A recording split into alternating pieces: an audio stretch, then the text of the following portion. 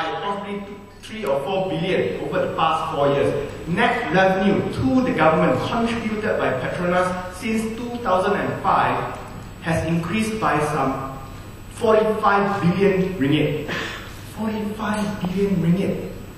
Almost that sort of figure could use for all your food subsidy programs, could use for perpetuating your fuel subsidies. Not to say the fuel subsidies is the right thing to do, but it could have been used to perpetuate fuel subsidies and at the same time build an efficient public transport system.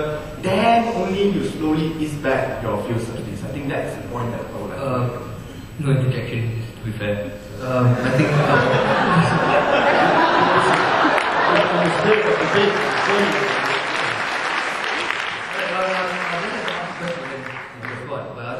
why we need first, to be fair.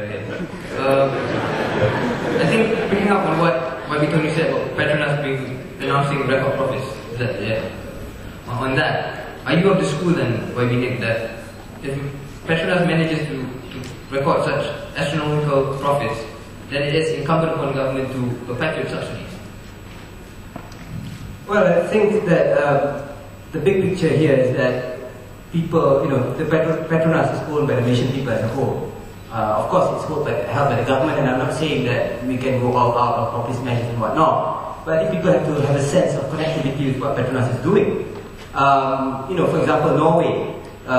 Norway is another oil exporter from the North Sea oil fields, and they have this wonderful thing where a lot of the money that they get from the oil is invested into a long-term fund, sovereign fund, which is used to secure a lot of social welfare measures for the citizens of the country. And as a result, people in Norway, which has one of the highest living standards in the world, they feel a sense of belonging with the oil industry in that country.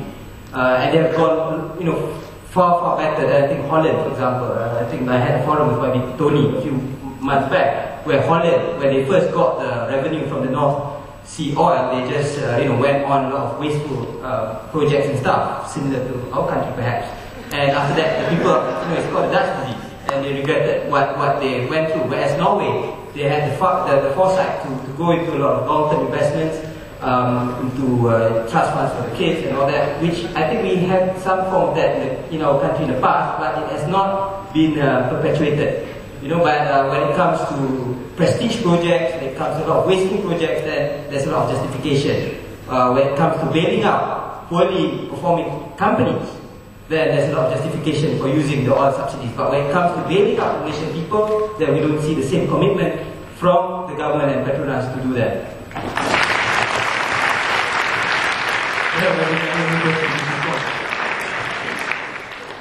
Thank you very much. On YBK's point first, I think I'd love to be compared with Norway. In a perfect world, Malaysia too could be like a Norway. The only difference is that our roads are not like Norway's roads. Our universities, our schools, even our electricity reach, our reach of telephony, it's not the same as Norway. So we have to use monies from Petronas for serious development.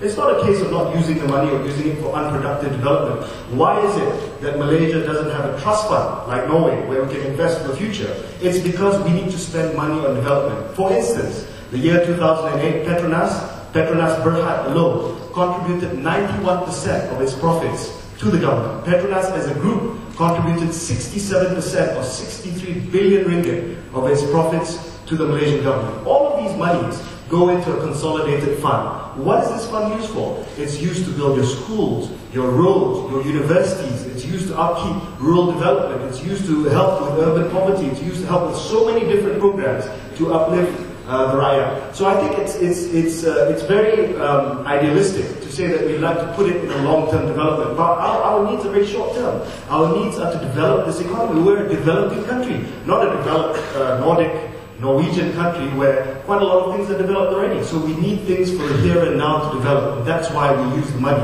Petronas' money. Not to bail out, not for unproductive projects, not for mega projects, but for real development. And Petronas, I'd just like to add a footnote here, is that the government is quite overly reliant on Petronas.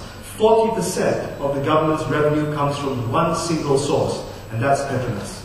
So you imagine if by 2023, 2024, according to some estimates, our oil reserves are completely depleted, then we would lose about 40% of our government revenue. Now, on the issue just now about public transport, I completely agree. I don't understand why more money was not spent earlier on public transport. It's a question of priority. Now, Tony is trying to say that I'm saying that there's not enough money. There is enough money. There is enough money for you to choose what you want to spend your money on. Economics is the science of distributing scarce resources. We have scarce resources. Our money is not unlimited. So we have to spend it on the best and most productive usages, projects and programs. And that's what we do. Whether or not the government decided previously not to spend as much on public transport, that was the decision there. Today, I can tell you for certain, with the regulator being established and founded, I think this is the time for us to spend on public transport, given the priorities as such. Fuel prices have gone up, people need public transport. Previously, the market was distorted because you had subsidies, so people didn't use public transport. Now it's a necessity and the government realizes that. Thanks.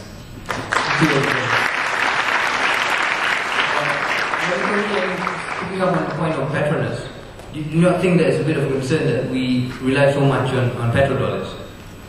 Actually, it is a huge concern. I think based on latest statistics released by Petronas, the contribution by Petronas to our national income will be as high as 44%. That means that nearly half of our income now comes from oil. That means only two things. One, the rest of our sectors are no longer productive. We are not completely reliant on oil, and when oil runs out in 2 decades' time, we'll be in deep shit.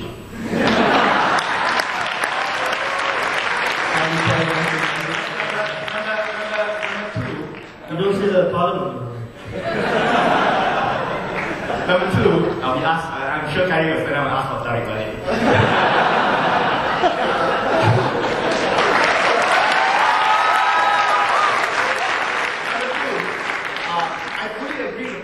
Money from Petronas can either be saved, as Nick has said, or spent in the interest of the people. Okay? Does it mean that spending on public transport is not in the interest of people and it's not a development project? I would also like to emphasize the fact that not all this money from Petronas is being used productively, not in development expenditure. Over the past 10 years, okay, from 1998 to 2008, our development expenditure has increased from 20 billion to 42 billion for this year. 42 billion for this year.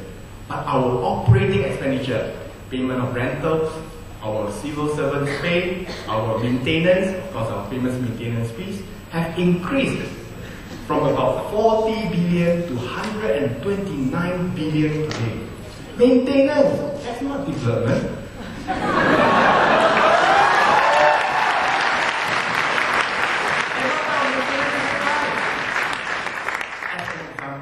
Buy a 50 ringgit car jack for $5,560. Buy 20 ringgit screwdrivers for 220 ringgit. So that is where our money is going to, and that's why we are extremely. You don't let me jump in right now. That's why we are extremely concerned. Why is all this money going to the government and it's not being used productively? Then in that case, I'd rather this money be regulated such that half of the profits from the oil are actually reserved and protected for future generations. I can't let what we carry a double whammy every time. So quick rebuttal of that. I agree completely because this whole business of ketirisan or leakages is very real. And I'm just as equally as pissed off as Tony is when we buy a screwdriver for 500 ringgit and we can buy it for 50 ringgit. But the issue is here is that are those the norm or is that few and far between? How can you say that maintenance does not constitute development projects? Maintaining schools, maintaining universities, maintaining roads, maintaining buildings in the rural areas. That's development. Takkan you nak bina bangunan, lepas tu tinggal macam tu saja. Tak boleh.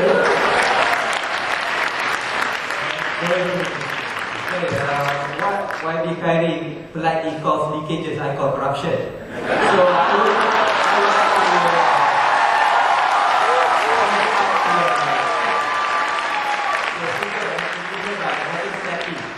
over the past 20 years, the country has lost 330 billion ringgit in corruption. Okay, that might be a Western, agenda or something. You don't want to trust Morgan Stanley. Fine, Pemuda, which is a government committee which is entrusted to cut red tape in the country, has estimated that this year we are going to lose about 10 billion ringgit from our